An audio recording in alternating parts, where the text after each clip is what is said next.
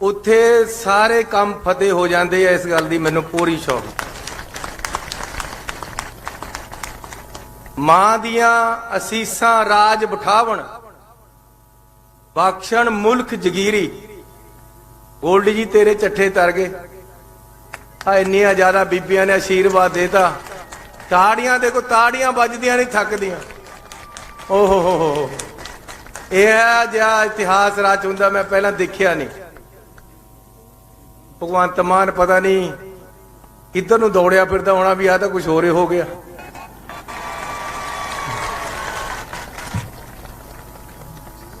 शाम नूं तां हो जाना भी लिया मैं तेरे केस बन दिया, मेरे नित दे शराबिया यार। एक साडा पहला वाला सी कैप्टन अमरिंदर सिंह, 4 बजे दुकान बंद हो जाती सी, कहंदा अभी तो पार्टी शुरू हुई है। ये साढ़े 22 की 6 बजे बंद हो जाती है। 2 घंटे का ही फर्क है, ज्यादा तो है नहीं। कई बार सवेर नूं भी दिन इहो जिहा चढ़िया वा हुंदा है। कैबिनेट दे विच ना पार्लीमेंट दे विच चले गया दारू पी के, मां दा शेर। कहंदे जी ये पंजाब दा शेर है, दारू पी के चले गया कह पार्लीमेंट दे विच। स्पीकर नूं साहब नूं कहना, स्पीकर साहब मैं अपने आप नूं प्यार बहुत करदा। मैं क्या किते ऐ कह दिंदा भी पंजाब दे लोकां नूं करदा, माड़ी मोटी इज्जत तां बच जांदी उत्थे।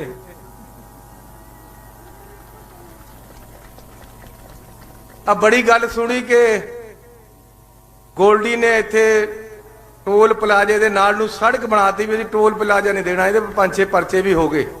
लेकिन लोकां वास्ते लड़दा रहा। मैं हुणे नैट पर भरता गुरदा अपना भगवंत मान, ਉਹਦੇ पर एक खबर आ गई जदे कहते 2009 ਦੇ ਵਿੱਚ ਭਗਵੰਤ ਮਾਨ ਟੱਲੀ ਹੋਇਆ ਵਾ, पहुंच गया ਕਿਹੜੇ ਉਹਦੇ पर पहुंचा टोल प्लाजे पर, शंभू बॉर्डर टोल प्लाजे पर पहुंच गया। दारू पीती भी कहता मैं नहीं देने 25 रुपये टोल प्लाजे दे। उन्होंने फेंटा चाड़ता। नैट पर चली रही है। किन्नियां कहदियां खबरां सुनाइए। गुरु घर भी दारू पी के चले जाते हैं, पार्लीमेंट विच भी चले जाते हैं। एक खालसा जी है फतेहगढ़ साहब तो MP चुने गए थे, नाले चुने सी, दोनों इको बेंच पर बहते सी। खालसा जी ने लिख के देता स्पीकर नूं भी मेरे नाल बैठदा है भगवंत मान, सवेरे सवेरे हडवार मारनी हुंदी, मेरी सीट बदलो। तो बीबीओ भैणो, अज बड़ा मान वधिया तुहाडे विच आके। मैनू बाहर बैठे नूं तां ऐ लगदा सी भगवंत मान पता नहीं किन्नियां वोटां पर जित रहा। जद हुण मैं इत्थे घुम्मिया, कई लोकां दे पुछया, कहंदे भाई साहब जी बहुत बड़ी जित दे नाल गोल्डी ने जितना। एक बंदा मैनू कहंदा सी गोल्डी नूं वोट पा रहे, ऐसी कहंदे गोल्डी नूं वोट नहीं पाउणी, ऐसी गोल्डी दी मेहनत लगन और उहदे कम्मां नूं वोट पाणी है। गोल्डी दा इत्थे पिंड है, भगवंत मान दा भी पिंड है। गोल्डी मैनू कहंदा बाकी गल्लां छड्ड दो, मेरा पिंड उन्नावाल ते उहदा पिंड हैगा सतोज। कहना दोनों नूं मिला लो, जिहड़ा चंगा डिवेलपमेंट विच होई भी उहनूं वोटां पा दे। 8 मैं सोचा भी खासा आउंदा जांदा होना, लोकां च विचरदा होना। मैं खेत विच पुछया, मैं भगवंत मान किन्नी क बार आउंदा हुंदा इत्थे? हफ्ते 2-10 दिन च चक्कर मारदा होना। आ देखो ले बीबीओ, ईमानदारी नाल दस्सियो, रब नूं जान देनी है। वोटां ते इलावा 8 साल च किसी ने देखिया इहनूं? झूठ ना बोलियो, सच बोलियो। रब नूं जान देनी, परमात्मा दी सौं है बई वोटां दे बिना 8 साल च कदे इहनूं देखिया इत्थे हलके दे विच? फिर किहड़े मूंह नाल वोटां मंगदे लोग? मैं जे 2-4 दिनां च अपने हलके च ना जावां, ऐ लगदा किते हलका अगे नूं ना लंघ गया होवे, जाके देख लवां। ਇਹ ਸਾਰਾ ਦਿਨ ਲੋਕਾਂ ਦੇ ਵਿੱਚ ਵਿਚਰਦਾ ਰਹਿੰਦਾ, ਨੰਗੇ ਪੈਰ ਹੀ ਘੁੰਮਦਾ। ਦੋਏ ਮੀਆਂ ਬੀਬੀ ਤੁਹਾਡੀ ਸੇਵਾ ਵਿੱਚ ਲੱਗੇ ਰਹਿੰਦੇ ਹਰ ਟਾਈਮ, ਤੇ ਮੌਕੇ ਦੇ ਮੌਕੇ ਇਹ ਬਾਹਰ ਤੇ ਧਾੜ ਵੀ ਆ ਕੇ ਲੁੱਟ ਜਾਣ। ਇੰਨੇ ਮਾੜੇ ਧੂਰੀ ਵਾਲੇ ਲੋਕ ਨਹੀਂ ਐ, ਇਹ ਜਿਹੇ ਕਿਰਤਕਾਰ ਲੋਕ ਨਹੀਂ ਐ। ਇੱਜ਼ਤ ਕਰਨਗੇ ਕੰਮ ਦੀ, ਮੁੱਲ ਪਾਉਣਗੇ ਕੰਮ ਦਾ। ਨੰਗੇ ਪੈਰੀ ਤੁਰੇ ਹੋਏ किसान एजीटेशन ਨੂੰ ਤੀਰਥ ਮੰਨ ਕੇ ਜਿਹੜਾ ਬੰਦਾ ਦਿੱਲੀ ਗਿਆ ਨੰਗੇ ਪੈਰੀ, किसान ਉਹਦਾ ਮੁੱਲ ਮੋੜਨਗੇ, किसान ਉਹਦੀ ਇੱਜ਼ਤ ਰੱਖਣਗੇ। ਧੂਰੀ ਵਾਲਿਓ, ਅੱਜ ਤੁਹਾਡੀ ਪੱਗ ਦਾ ਸਵਾਲ ਹੈ, ਪੱਗ ਦਾ ਸਵਾਲ ਤੁਹਾਡੀ ਦਾ। ਕਿਤੇ ਬਾਹਰ ਤੇ ਆ ਕੇ ਕੋਈ ਲੁੱਟ ਲੈ ਜਾਵੇ ਤੁਹਾਨੂੰ। ਜਿਹੜੇ ਬੰਦੇ ਨੇ ਕਦੇ ਸਾਰੇ ਨਹੀਂ ਲਈ, ਮੈਂ ਕਹਿੰਦਾ 9 ਹਲਕੇ ਪੈਂਦੇ ਐ ਭਗਵੰਤ ਮਾਨ ਦੇ MP ਹਲਕੇ ਦੇ ਚ, ਕਿਸੇ ਇੱਕ ਹਲਕੇ 'ਚ ਇੱਕ ਪ੍ਰੋਗਰਾਮ ਐਸਾ ਦੱਸ ਦੇਵੇ ਜਿਹੜਾ ਇਹ ਦਿੱਲੀ ਤੋਂ ਲੈ ਕੇ ਆਇਆ MP ਹੁੰਦੇ ਹੋਏ 2 ਵਾਰ। ਕੋਈ ਰੀਬਨ ਇਹਨੇ ਕੱਟਿਆ ਹੋਵੇ ਕਿ ਜੀ ਆਹ ਚੀਜ਼ ਮੈਂ ਲੈ ਕੇ ਆਇਆ। MP ਬਣਿਆ ਇਹ 100 ਗਣਾ ਦੂਗਾ ਜਿਹੜੇ ਨੇ ਡਿਵੈਲਪਮੈਂਟ ਕਰੀ ਹੈ, ਸਟੇਡੀਅਮ ਬਣਾਏ ਹੈ, ਸਕੂਲ ਦਿੱਲੀ ਦੇ ਸਕੂਲਾਂ ਨੂੰ ਧੂਰੀ ਦੇ ਸਕੂਲਾਂ ਨਾਲ ਮਿਲਾ ਲਵੇ ਕੇਜਰੀਵਾਲ, ਫੇਰ ਵੋਟਾਂ ਦਾ ਦੇਖ ਲਵੇ ਕਿਸ ਤਰ੍ਹਾਂ ਕਰਨਾ ਹੈ।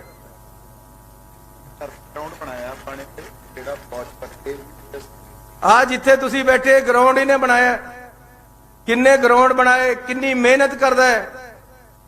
ਪਰ ਇੱਕ ਗੱਲ ਮੈਂ ਤੁਹਾਨੂੰ ਦੱਸ ਦਿੰਦਾ, ਭਗਵੰਤ ਮਾਨ ਨੇ ਤਾਂ ਜਿੱਤਣਾ ਨਹੀਂ ਹੈ, ਮੁੜ ਕੇ ਫਿਰ MP ਹੈਗਾ ਜਿਹਾ ਜਿਹਾ ਚੱਲਦਾ ਚਲਾਈ ਜਾਊਗਾ ਕੰਮ। ਲੇਕਿਨ ਇੱਕ ਬੇਨਤੀ ਕਰ ਦਿੰਦਾ, ਵੱਡੀ ਸਰਕਾਰ ਆਉਣੀ ਹੈ, ਕੈਬਨਿਟ ਦਾ ਸਭ ਤੋਂ ਤਕੜਾ ਮੰਤਰੀ ਗੋਲਡੀ ਹੋਏਗਾ, ਤੁਹਾਨੂੰ ਅੱਜ ਦੱਸ ਕੇ ਜਾ ਰਹੇ। और खाली कागज पर साइन करके दे दूंगा, गोल्डी जो उहदे पर लिख देगा वही सच होएगा।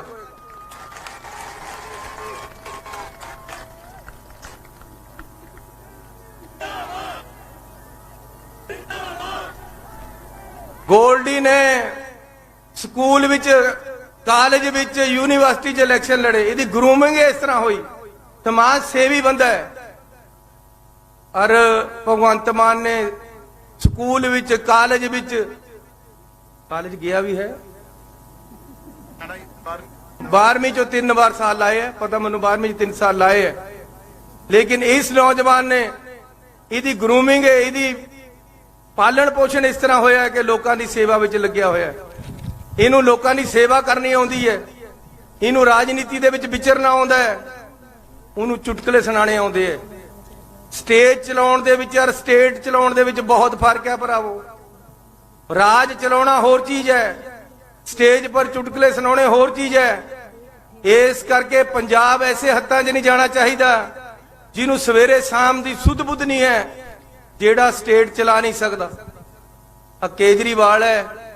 ਮੈਂ ਕਿਹਾ ਕਿ ਬਾਹਰਲੇ ਦੇਸ਼ ਚੋਂ ਅੰਗਰੇਜ਼ ਆਏ ਸੀ ਹਿੰਦੁਸਤਾਨ ਨੂੰ ਲੁੱਟਣ ਵਾਸਤੇ, ਇਹ ਦਿੱਲੀ ਤੋਂ ਕਾਲੇ ਅੰਗਰੇਜ਼ ਆ ਗਏ ਪੰਜਾਬ ਨੂੰ ਲੁੱਟਣ ਵਾਸਤੇ। ਮੈਨੂੰ ਕਹਿੰਦਾ, ਮੈਨੂੰ ਕਾਲਾ ਕਹਿੰਦਾ ਹੈ, ਮੈਂ ਕਿਹਾ ਚਿੱਟਾ ਕਹਿ ਦਿੰਦਾ, ਆਇਆ ਤਾਂ ਬਾਹਰ ਤੇ ਹੀ ਹੈ। ਇਹਦਾ ਕਿਆ ਗੱਡਾ ਵਿਆਹ ਹੈ ਵਾ ਪੰਜਾਬ ਦੇ ਨਾਲ, ਮੈਨੂੰ ਇਹ ਨਹੀਂ ਸਮਝ ਆਉਂਦੀ। ਹਰ ਜਗ੍ਹਾ ਲਿਖ ਕੇ ਲਾਇਆ ਵਾ, ਇੱਕ ਵਾਰ ਇੱਕ ਮੌਕਾ ਕੇਜਰੀਵਾਲ ਨੂੰ ਕਿਉਂ ਦੇ ਦਿਆ ਬਈ।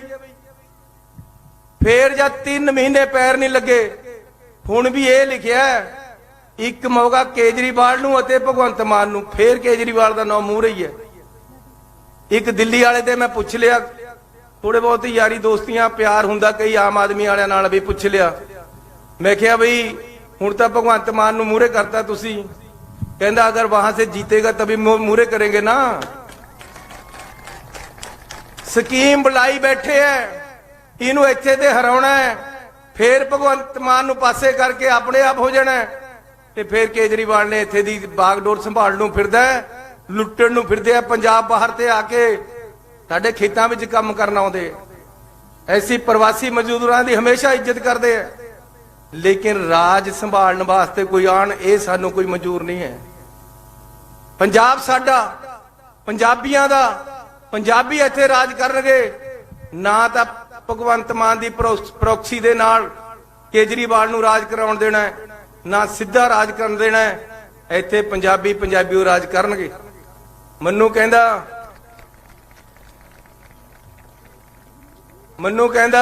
ਮੈਂ ਕਹਿੰਦਾ ਇਹ ਤਾਂ ਨਕਲੀ ਆਮ ਆਦਮੀ ਹੈ। ਮੈਂ ਕਿਹਾ ਕਦੇ ਗੁੱਲੀ ਡੰਡਾ ਖੇਲਿਆ, ਕਦੇ ਡੂਗਣ ਬਿੱਟੀ ਕਿਸ ਤਰ੍ਹਾਂ ਪੀਚੋ ਖੇਲਦੀਆਂ ਕੁੜੀਆਂ ਪਤਾ ਹੈ, ਬਾਂਦਰ ਕੀਲੀ ਕਿਸ ਤਰ੍ਹਾਂ ਖੇਲਦੇ ਜਾਂ ਜੁੱਤੀਆਂ ਪੈਂਦੀਆਂ ਕੇਜਰੀਵਾਲ ਨੂੰ ਗੋਲ ਚੱਕਰ 'ਚ ਖੜਾ ਕੇ ਜਦ ਪਤਾ ਹੈ। ਇਹਨੂੰ ਕਿਆ ਪਤਾ ਬਾਂਦਰ ਕੀਲੀ ਕਿਆ ਹੁੰਦੀ ਹੈ। तो मैं ਤੁਹਾਨੂੰ ਬੇਨਤੀ ਕਰਨਾ ਚਾਹੁੰਦਾ ਕਿ ਇਹ ਹਰਿਆਣੇ ਦਾ ਬੰਦਾ ਹੈ, ਦਿੱਲੀ ਦਾ ਮੁੱਖ ਮੰਤਰੀ ਹੈ, ਹਰਿਆਣੇ ਦੇ ਨਾਲ ਸਾਡਾ ਪਾਣੀਆਂ ਦਾ ਝਗੜਾ ਹੈ। ਇਹਨੇ ਸੁਪਰੀਮ ਕੋਰਟ ਦੇ ਵਿੱਚ ਐਫੀਡੇਵਿਟ ਦਿੱਤਾ ਹੈ ਕਿ ਦਿੱਲੀ ਨੂੰ ਤੇ ਹਰਿਆਣੇ ਨੂੰ SYL ਰਾਹੀਂ ਪਾਣੀ ਮਿਲਣਾ ਚਾਹੀਦਾ ਹੈ।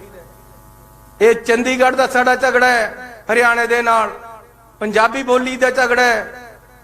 ਭਗਵੰਤ ਮਾਨ ਨੂੰ ਤਾਂ ਪਤਾ ਹੀ ਨਹੀਂ ਲੱਗਣਾ, ਅਨਪੜ੍ਹ ਬਾਈ ਨੂੰ ਜਿੱਥੇ ਗੁੱਠਾ ਲਵਾ ਲੈਣਾ ਸਾਰਾ ਕੁਝ ਲਿਖਾ ਲੇਗਾ ਨਾ। ਇਸ ਕਰਕੇ ਅਸੀਂ ਇਹਨਾਂ ਲੋਕਾਂ ਨੂੰ ਰਾਜ ਨਹੀਂ ਸੰਭਾਲ ਸਕਦੇ।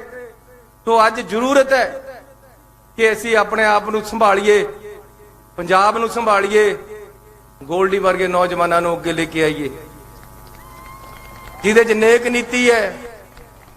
ਇੱਕ ਦਿਨ ਕੈਪਟਨ ਨੂੰ ਉਤਾਰਨਾ ਸੀ। ਮੈਂ ਤੁਹਾਨੂੰ ਇਮਾਨਦਾਰੀ ਦੀ ਸੱਚੀ ਗੱਲ ਦੱਸਦਾ, ਕੈਪਟਨ ਨੂੰ ਉਤਾਰਨ ਵਾਸਤੇ ਦਸਤਖਤ ਕਰਾਉਣੇ ਸੀ।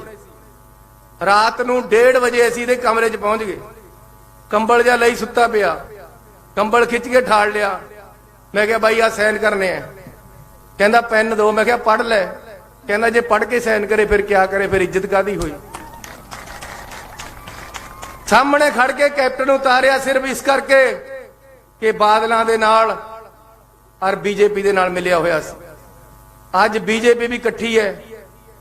ਆ ਜਿਹੜਾ ਥੋੜਾ ਕੇਜਰੀਵਾਲ ਹੁਣੀ ਅਕਾਲੀ ਸਾਰੇ ਰਲ ਕੇ ਦਬਾਉਣਾ ਚਾਹੁੰਦੇ ਆ, ਲੇਕਿਨ ਜਿਹਦੇ ਨਾਲ ਰੱਖੇ ਸਾਈਆਂ ਮਾਰ ਸਕੇ ਨਾ ਕੋਏ। ਜਦ ਤੁਹਾਡਾ ਸਾਥ ਹੈ ਤਾਂ ਦਵਾਂਗੇ ਨਹੀਂ। ਪੰਜਾਬ ਨੂੰ ਇੱਕ ਅੱਛਾ ਪ੍ਰਸ਼ਾਸਨ ਅਸੀਂ ਦਵਾਂਗੇ। ਤੋਂ ਮੈਂ ਅੱਜ ਬੀਬੀਆਂ ਦੇ ਵਿੱਚ ਇੰਨੀਆਂ ਬੀਬੀਆਂ ਆਈਆਂ, ਸਾਡੀ ਲੀਡਰ ਪ੍ਰਿੰਕਾ ਗਾਂਧੀ ਜੀ ਆਏ ਤੁਹਾਨੂੰ ਮਿਲਣ ਵਾਸਤੇ, ਜਿਨ੍ਹਾਂ ਨੇ ਸ਼ੇਰਨੀ ਬਣ ਕੇ ਲਖਮੀਪੁਰ ਦੇ ਵਿੱਚ ਯੂਪੀ ਦੇ ਵਿੱਚ ਜਦ ਸਿੱਖੀ ਦਾ ਕਤਲ ਹੋਇਆ, ਜਦ ਕਿਸਾਨਾਂ ਨੂੰ ਕਤਲ ਕੀਤਾ ਗਿਆ, ਜਦ ਗੱਡੀਆਂ ਚੜਾ ਕੇ ਕਿਸਾਨਾਂ ਨੂੰ 4 ਕਿਸਾਨ ਮਾਰਤੇ, ਤਾਂ ਇਹਨਾਂ ਨੇ ਜਾ ਕੇ ਉੱਥੇ ਕਿਸਾਨੀ ਦੀ ਬਾਹ ਫੜੀ। ਇਹਨਾਂ ਨੂੰ ਜੇਲ੍ਹ ਵਿੱਚ ਰੱਖਿਆ ਗਿਆ, ਲੇਕਿਨ ਟਸ ਤੇ ਮਸ ਨਹੀਂ ਹੋਏ। ਪੰਜਾਬ ਦੇ ਨਾਲ, ਪੰਜਾਬੀਅਤ ਦੇ ਨਾਲ, ਕਿਸਾਨਾਂ ਦੇ ਨਾਲ ਖੜੇ ਰਹੇ। ਅੱਜ ਉਹ ਸਾਡੇ ਵਿਚਕਾਰ ਆਏ ਹੈ। ਮੈਂ ਪ੍ਰਿੰਕਾ ਗਾਂਧੀ ਜੀ ਤੁਹਾਡੇ ਸਾਹਮਣੇ ਬੀਬੀਆਂ ਦੇ ਨਾਲ ਇੱਕ ਵਚਨ ਕਰਨਾ ਚਾਹੁੰਦਾ ਕਿ ਰਸੋਈ ਚਲਾਉਣੀ ਬੜੀ ਔਖੀ ਹੋਈ ਵੀ ਹੈ। ਗਰੀਬ ਪਰਿਵਾਰ ਦੇ ਵਿੱਚ ਮੈਂ ਜੰਮਿਆ, ਗਰੀਬੀ ਦੇਖੀ ਹੈ, ਕੱਚੇ ਮਕਾਨ ਦੇਖੇ ਹੈ।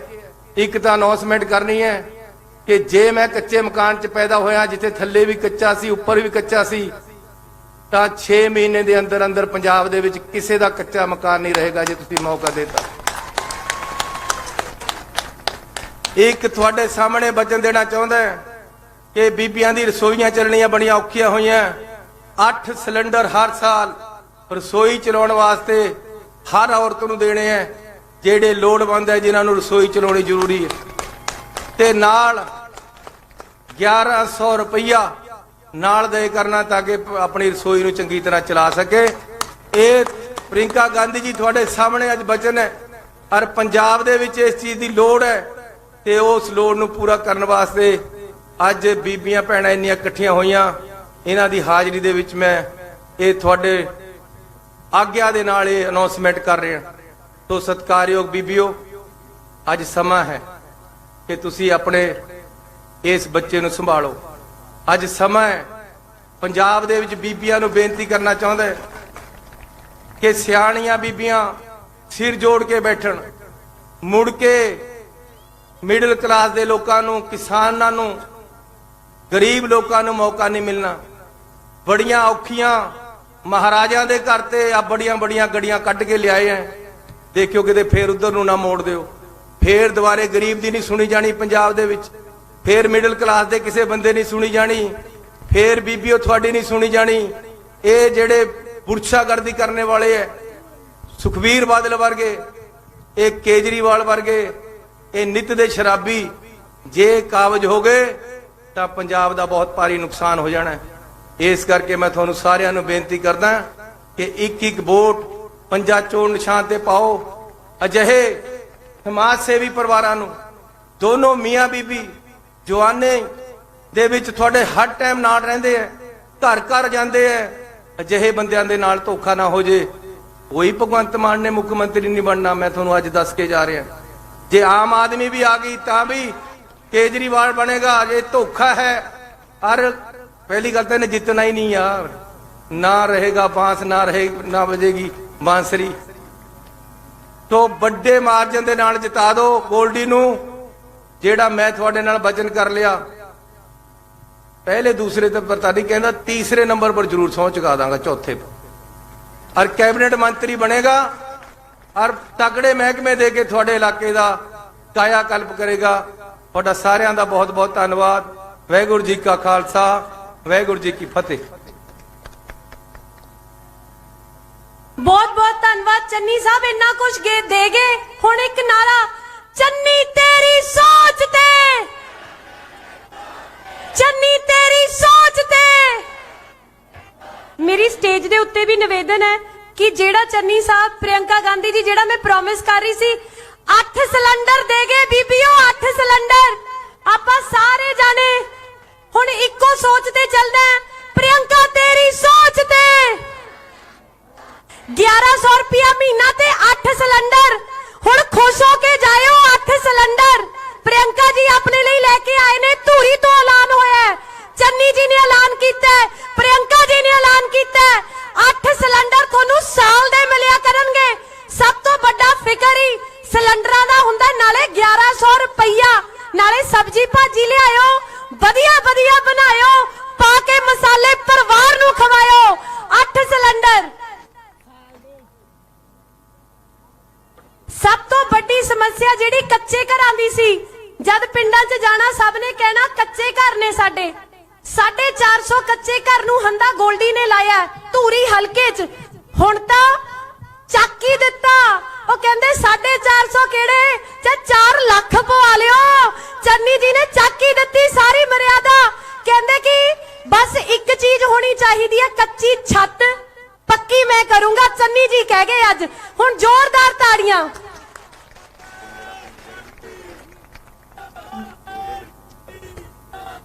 ਬਸ ਇੱਕ ਸਾਰੀ ਗੱਲ ਤੁਹਾਨੂੰ ਪ੍ਰਿयंका ਜੀ ਨੂੰ ਬੁਲਾਉਣ ਲੱਗੀ ਆ। ਇੱਕੋ ਚੀਜ਼ ਪ੍ਰਿयंका ਜੀ ਨੂੰ ਦੱਸੂਗੀ कि प्रियंका जी, भगवंत मान जी ने बेनड़ा पिंड गोद लता सी। MP लैंड फंड चो एक पिंड गोद लेंदे ने ते उत्थे दा विकास हैगा। बेनड़े पिंड वाले बैठे हो, कोई काम कराया बेनड़े च? बहुत बहुत धन्यवाद। हुण प्रियंका जी आ रहे ने ते एक भगवंत मान जी ते कविता खुद लिखी है, तां मैडम नू सुनाना चाहूंगी।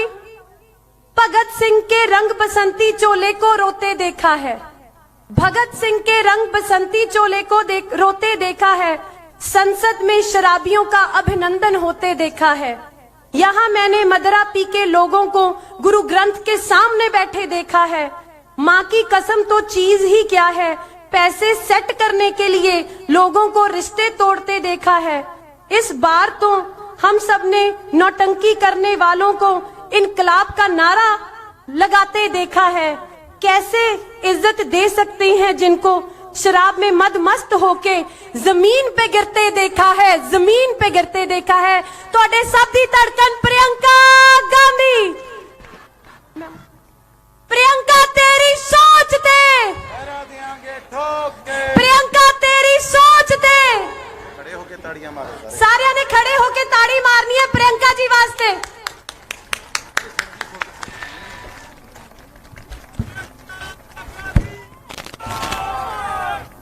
श्री चरणजीत चन्नी जी, श्री हरीश चौधरी जी, श्री नवजोत सिंह सिद्धू जी, श्री सुनील झाकर जी, श्री श्रीनिवास जी, श्री दलवीर सिंह गोडी जी, श्री विजेंद्र सिंगला जी, श्रीमती रजिया सुल्ताना जी, बलबीर रानी सोढ़ी जी, पार्टी के कार्यकर्ता, और सबसे ज्यादा और सबसे प्यार से मैं अपनी प्यारी बहनों का स्वागत करना चाहती हूँ इस सभा में। आप सब सचमुच मेरी बहनें हैं। मेरी शादी एक पंजाबी परिवार में हुई है और मुझे बहुत गर्व है कि मेरे बच्चों में पंजाबी खून है। आपकी तरह मेरी बेटी एक पक्की पंजाबन है और शेरनी जैसा दिल है उसका। मैंने आपकी परंपरा, आपकी पंजाबियत के बारे में अपने पंजाबी परिवार से सीखा, अपने पति के परिवार से सीखा।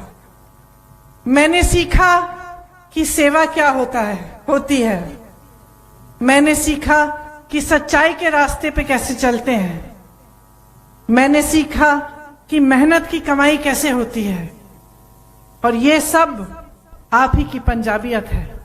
यही है पंजाबियत, सच, सेवा, मेहनत और खुददारी। ये सब मैं एक पंजाबी परिवार में रहकर मैंने देखा और मैंने सीखा है। इसीलिए आज आपके सामने एक बहन की तरह कुछ बातें करना चाहता हूं। देखिए, मेरी तरह आपके पास भी 20-21 साल की बेटियां होंगी। अब बेटी से कोई शादी करने आता है या कोई हाथ मांगने आता है तो सबसे पहले माँ क्या सोचती है? क्या सोचती है? लड़का अच्छा दिखता है, ठीक है, लेकिन सबसे पहले तो हम लड़के की नीयत देखते हैं। सच है कि नहीं है? नीयत खोटी है, नीयत ठीक नहीं है तो कभी हम कराएंगे अपनी बेटी से। सही बात है कि नहीं है? तो हम पहचान लेते हैं कि किसकी नीयत क्या है। ये मेरे ख्याल से माओ की खासियत है। एकदम हम देख लेते हैं कि अच्छा है, लड़का है, ठीक है या नहीं है, एकदम पता चल जाता है। सही बात है कि नहीं? इसी तरह से राजनीति में भी नीयत पहचानने की बहुत ज्यादा जरूरत होती है। सबसे तेज महिलाएं ही होती हैं, हम जान जाते हैं। तो जो आपके सामने मंच पे बैठा है, एकदम से आप जान जाओगे कि किसकी नीयत सही है, किसकी नीयत सही नहीं है कि नहीं? तो जो राजनीति आपके प्रदेश में चल रही है, उसकी नीयत को पहचानिए। सीधी सी बात मैं आपसे कहना चाहती हूं। यह सच है, 5 साल हमारी सरकार चली और 5 सालों के लिए काम भी हुआ, लेकिन कहीं पे बीच में पता चला कि सरकार की नीयत बदल रही है। सरकार पंजाबियत की बात नहीं कर रही है। खुद हमें अपनी सरकार के बारे में एहसास हुआ कि कुछ ठीक नहीं है। वो हमने बदला। क्यों बदला? क्योंकि हम जानते हैं कि पंजाबियों के लिए पंजाबियत से बढ़कर कुछ नहीं है। अगर हमारी सरकार किसी और के कहने पे चल रही थी, पंजाब से बाहर किसी भाजपा की सरकार के कहने पे चल रही थी, उसके साथ कुछ साठगांठ थी, तो उसे बदलना बहुत ही ज्यादा जरूरी था। तो हमने बदला। चन्नी जी आए और मैं आपको दावे के साथ कह सकती हूं कि इस पूरे देश में कोई ऐसी सरकार नहीं है जिसने 111 दिन में इतना काम किया हो जितनी उनकी सरकार ने। मेरे पास एक पूरी सूची है यहां कि 111 दिन में चन्नी जी ने क्या क्या नहीं किया।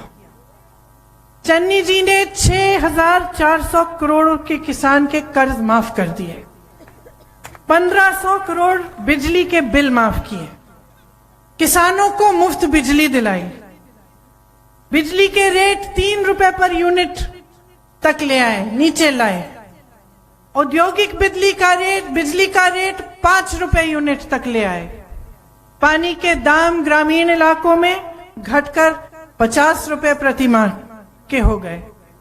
शहरों में जो वाटर सप्लाई है, जो सुएज है, 700 करोड़ के बिजली के बिल उसके लिए भी माफ किए।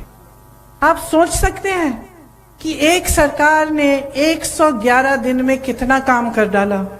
गौशालाओं में बिजली मुफ्त की, पेट्रोल डीजल के दाम घटाए, 3.5 लाख कंस्ट्रक्शन के जो श्रमिक हैं उनको 3,100 रुपए दिलवाए, दलित और पिछड़े वर्ग के लिए 60 करोड़ के कर्ज माफ किए, गरीब से गरीब परिवारों के लिए 200 यूनिट बिजली फ्री दिलवाई, अपनी रसोइया बहनों के लिए मानदेय को 3,000 रुपए तक बढ़ाया, 12 महीनों का मानदेय दिया जबकि पहले 10 दिन का था, 33% सरकारी नौकरियों में महिलाओं के लिए आरक्षण करने जा रहे हैं।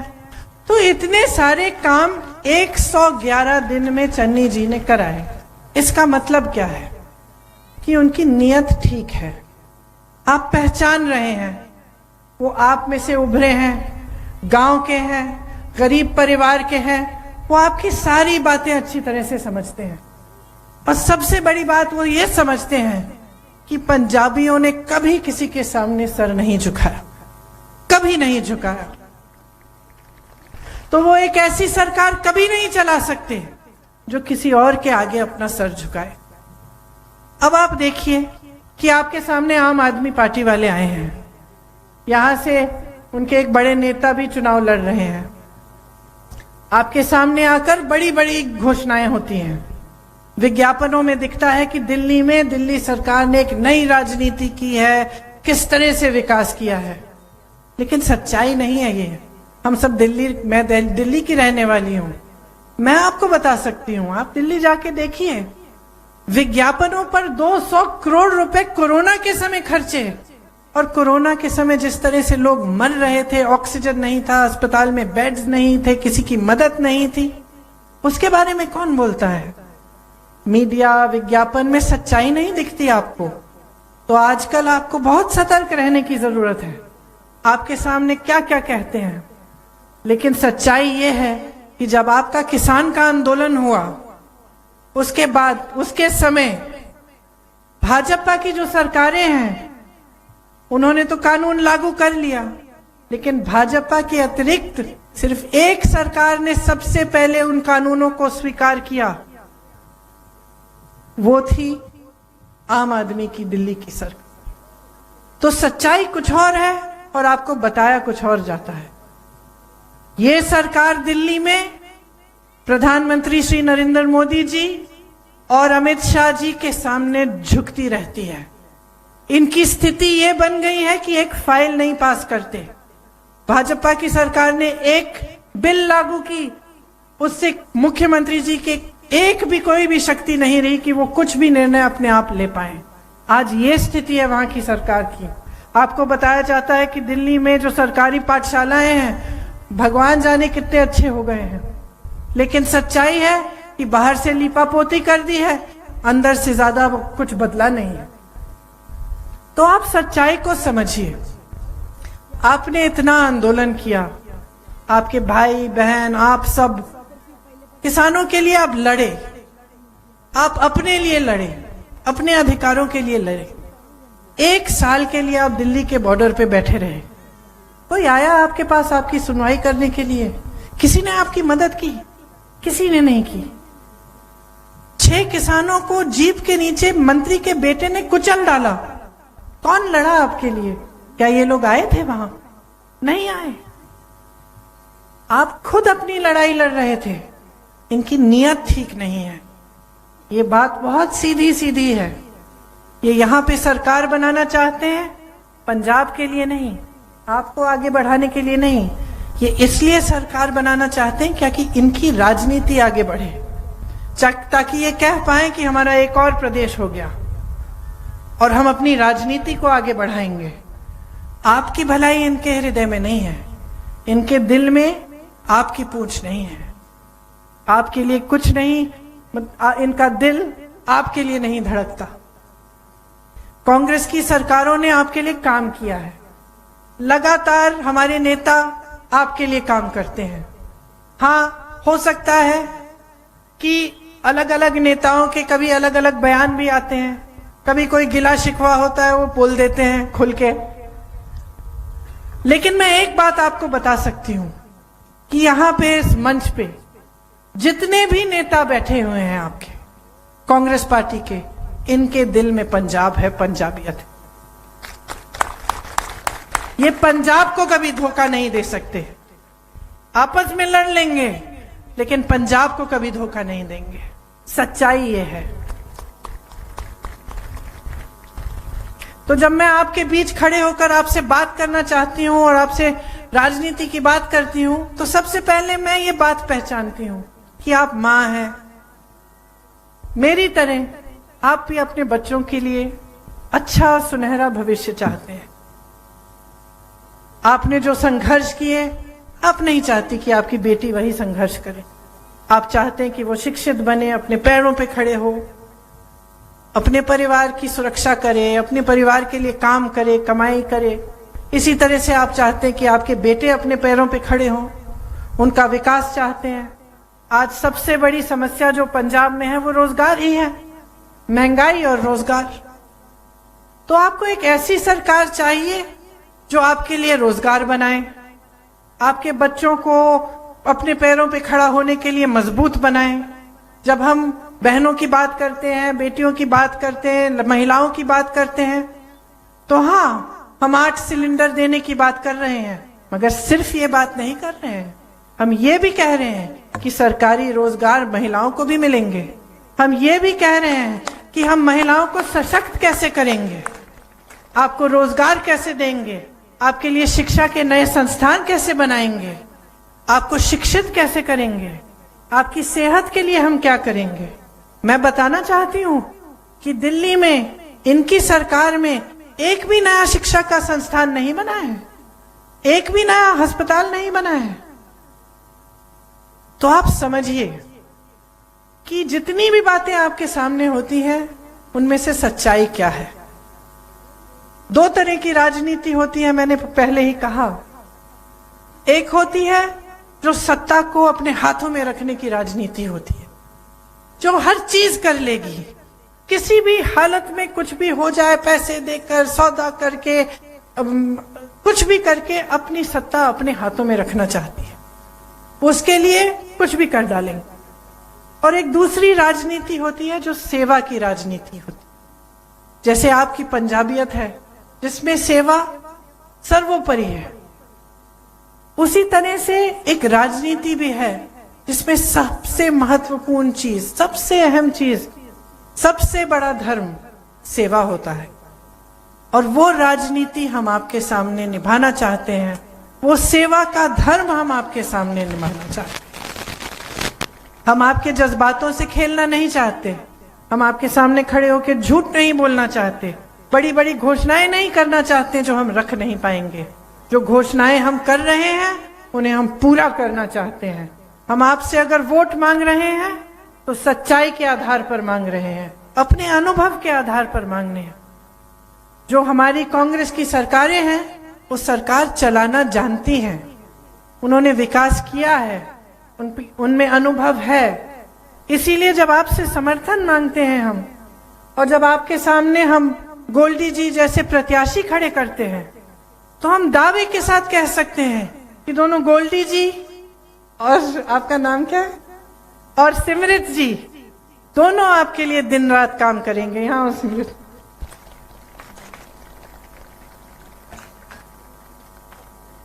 मुझे पता चल रहा है इनको देखकर कितनी जोर से आपसे बात करती हैं, कितने प्यार से आपसे बात करती हैं कि ये हमेशा आपके लिए काम करेंगी। पता चल रहा है मुझे, और मैं जानती हूं कि आप सब पहचान रहे हैं।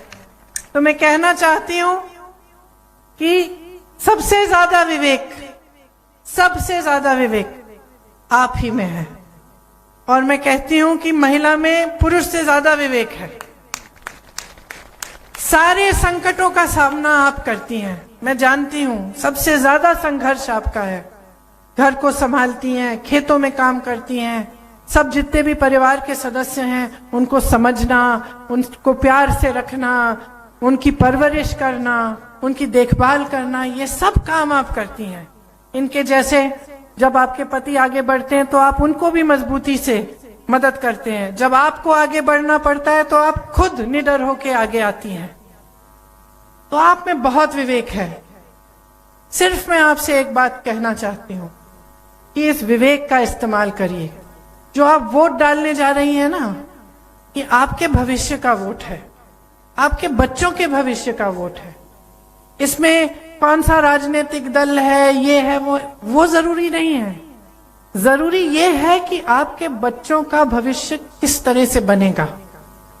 और जब आप उसके बारे में सोचेंगे तो आपको पता चलेगा कि एक सच्चाई की जो राजनीति है वही आपके बच्चों के भविष्य को मजबूत बनाएगी, क्योंकि वही राजनीति आपके लिए पूरी तरह से काम करेगी, आपकी सेवा करेगी। इसीलिए जब आप सब पार्टियों को देखेंगे तो सिर्फ और सिर्फ आपके मन में कांग्रेस आएगी, क्योंकि आप जानते हैं कि कांग्रेस के नेताओं ने इस देश के लिए अपना खून बहाया है। आप जानते हैं कि कांग्रेस के नेता दिन रात आपके लिए काम करेंगे। तो यहाँ एक नई सरकार आएगी, एक नई राजनीति आएगी, तो वो सिर्फ और सिर्फ कांग्रेस में से उभर के आएगी। जो आपको कहता है कि बाहर से, दिल्ली से कोई नई सरकार यहां आएगी, वो सही नहीं कह रहे हैं।